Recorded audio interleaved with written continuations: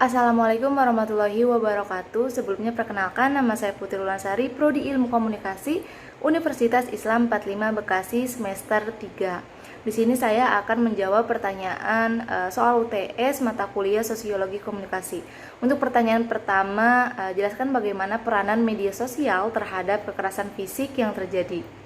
Penggunaan sarana media komunikasi saat ini telah berkembang begitu pesat seiring dengan kemajuan teknologi komunikasi, di mana kita diperhadapkan kepada banyak pilihan untuk dapat menyampaikan atau mengakses informasi baik melalui media konvensional seperti media cetak maupun media elektronik, dan yang paling berkembang adalah media sosial.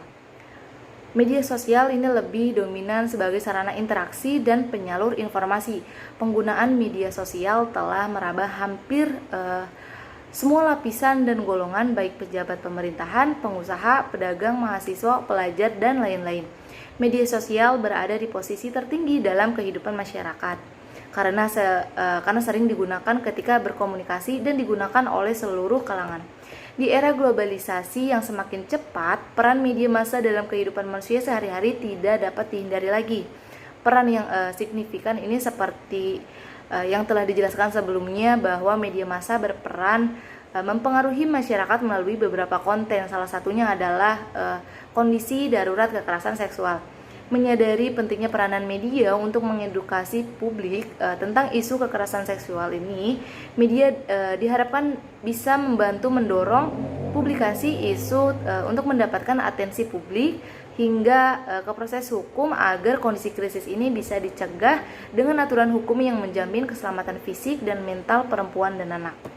Salah satu pencegahan kekerasan seksual adalah dengan tidak menyebarkan identitas korban di media massa, sebab hal tersebut berpotensi menimbulkan dampak buruk terhadap korban karena trauma dan beban psikologis yang telah dialami oleh korban, sehingga alangkah baiknya untuk tidak menyebarkan identitas tentang korban. Dengan adanya tindakan tersebut, maka kita telah menyelamatkan privasi korban dari kekerasan seksual. Media seharusnya memainkan peranan penting dengan memberikan peranan penting informasi yang mendidik mengenai tindakan kekerasan. Untuk pertanyaan kedua, bagaimana peranan media massa dalam masyarakat? Media massa mengacu pada teknologi yang digunakan sebagai saluran untuk sekelompok kecil orang untuk berkomunikasi dengan lebih banyak orang. Media massa digunakan untuk menjangkau perhatian khalayak luas. Peran media massa ini memasuki berbagai aspek kehidupan masyarakat. Media massa adalah bentuk transportasi kehidupan massa yang dapat didefinisikan sebagai penyebaran pesan secara luas, cepat, dan terus-menerus kepada audiens yang besar dan beragam dalam upaya untuk mempengaruhi mereka dalam beberapa cara. Peran media massa kini tidak dapat terpisahkan dari kehidupan khalayak. Bentuk media massa pun kian berkembang. Peran media massa menjadi kebutuhan penting dalam komunikasi manusia. Peran media massa digunakan untuk menyampaikan berbagai tujuan dan urusan banyak pihak. Penting untuk memahami peran media massa agar masyarakat mengetahui sisi baik dan buruknya media ini. Peran pertama dalam masyarakat ini, yang pertama ini mempengaruhi. Media yang independen dan bebas dapat mempengaruhi dan melakukan fungsi kontrol sosial. Yang dikontrol bukan cuma penguasa, pemerintah, parlemen, institusi pengadilan, militer, tetapi juga berbagai hal di dalam masyarakat, dan utama adalah menyiarkan informasi, entah informasi tentang peristiwa yang terjadi, gagasan, atau pikiran orang. Orang membaca surat kabar terutama karena ingin mencari informasi. Peran kedua adalah mendidik. Lewat pemberitaannya, pers mencoba memberi pencerahan, mencerdaskan, dan meluaskan wawasan khalayak pembaca, pendengar, atau pemirsanya. Dalam konteks politik, pers memberikan pendidikan politik kepada masyarakat, menyadarkan mereka akan hak dan kewajibannya sebagai warga. Nah, peran ketiga adalah menghibur. Hal-hal yang bersifat menghibur sering kita temukan di media massa seperti berita seputar selebritis, teka-teki silang, cerita bersambung, dan lain-lain, sebagai selingan dari berita-berita berat yang lainnya. Peran keempat adalah itu sendiri. Untuk pertanyaan ketiga, apakah terdapat diskriminasi gender media terhadap wanita? Lalu berikan contohnya. Ya, masih ada, karena memang ini berasal dari budaya lama di mana kebanyakan memberikan stereotip peran gender terhadap perempuan.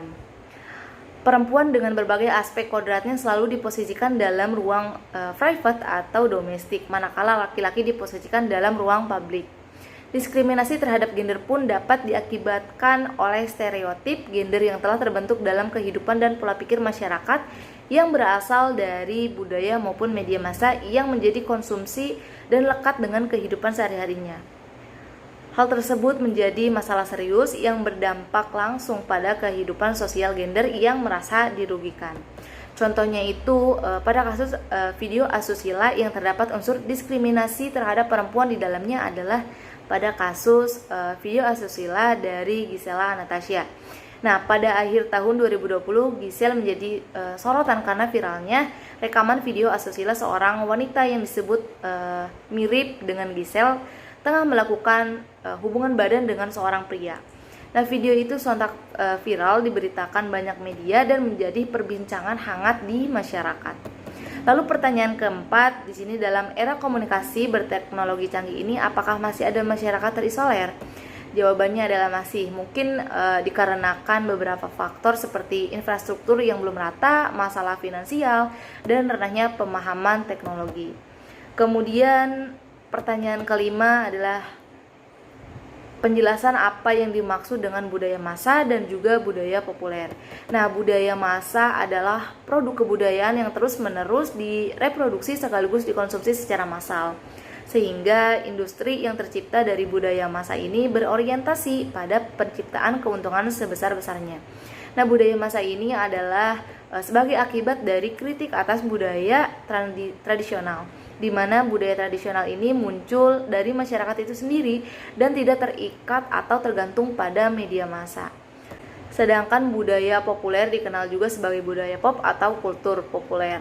Nah, adalah totalitas ide, perspektif, perilaku, meme, citra, dan fenomena lainnya yang dipilih oleh konsensus informal di dalam arus utama sebuah budaya, khususnya oleh budaya barat di awal hingga pertengahan abad ke-20 dan arus utama global yang muncul pada akhir abad ke-20 dan awal abad ke-21.